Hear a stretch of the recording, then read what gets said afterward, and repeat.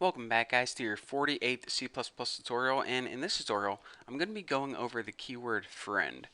So basically every class can have friends, and a friend of the class is something that's totally separate from the class, but it still has access to the stuff inside your class like your variables and your functions. So in other words, if a class wanted to have a function, it can make that function its friend. And now that function had access to the variables and the functions inside the class. Pretty cool, huh? So let's go ahead and take a look at it. So the first thing we need is a class, and I'm going to name this class Stankfist. So let's go ahead and make our class right now. The first thing I like to do is get everything set up. So public and private. So this class is going to have one private variable, an int stinky variable. So now the only thing that has access to the stinky variable is whatever is already inside this class. So first of all, let's go ahead and build a constructor for this Stankfist, and all this constructor is going to do is take that stinky variable and set it equal to 0. So now as soon as you create a Stankfist object, and make sure I capitalize that, consistency on my fist, it's going to take this stinky variable and set it equal to 0. Simple enough. So now what we need to do is we need to build a function. So let's go ahead and build a function outside. Actually, let's go ahead and make it right here. So in order to make a function your friend, the very first thing you need to do is prototype it inside your class. So go ahead and put void. We'll name this function stinky's friend, and we'll go ahead and as a parameter, it's going to take a Stankfist object. So Stankfist, and we'll just name this object SFO for Stankfist object. So as a parameter, it's going to take an object of this class. So you're saying, alright, so that's all you do in order to make it your friend, prototype it inside your class? Well, no. In order to make this function a friend of this class, before the prototype, you need to type the keyword friend. Now this function has access to everything inside this class because it's its friend. So now when we go ahead and copy this and paste it and create it, we can use the Stankfist object to access all the stuff inside the Stankfist class. Pretty cool, huh? So first of all, let's go ahead and change this stinky variable equal to something.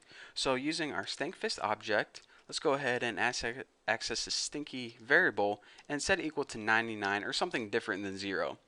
And now let's go ahead and just print it out on the screen. Cout SFO stinky variable end line.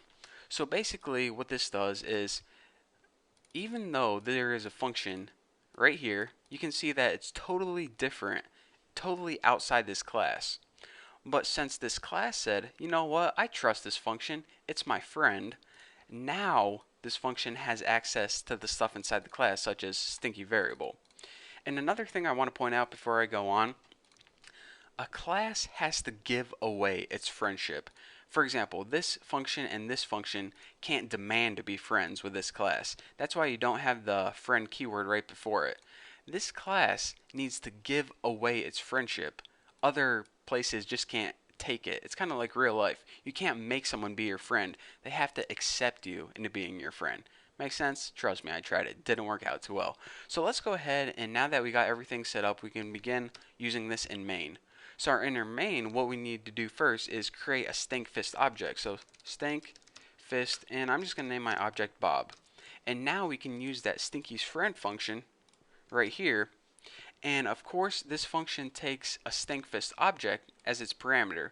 So let's go ahead and as its parameter, type in Bob. And now we'll go ahead and run it and check it out.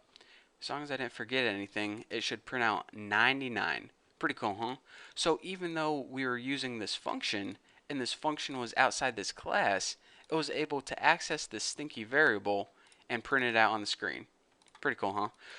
So basically, to recap one last time, we wanted to build a function that can access this class, but we didn't want to put it inside the class itself.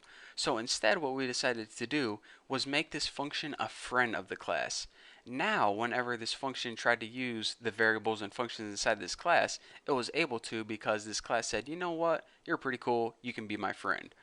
So then we made a function that took a Stankfist parameter as its object. So the first thing we need to do is create a Stinkfist object, and we pass it in as its parameter, and then it had access to the Stinkfist class. So that is basically the I don't know, the lesson behind this tutorial. Whenever a class wants something to be its friend, it can access the members of that class. And aside from that, a class has to give away its friendship. Other functions can't just demand to be friends with it. It has to give it to them. So there you go. That's what friend means, and that's why it's useful. Again, this is a real simple example, but later on, I'll show you guys how it's really useful. So just stick around and you'll see. So thank you guys for watching. Don't forget to subscribe, and I'll see you guys in the next tutorial.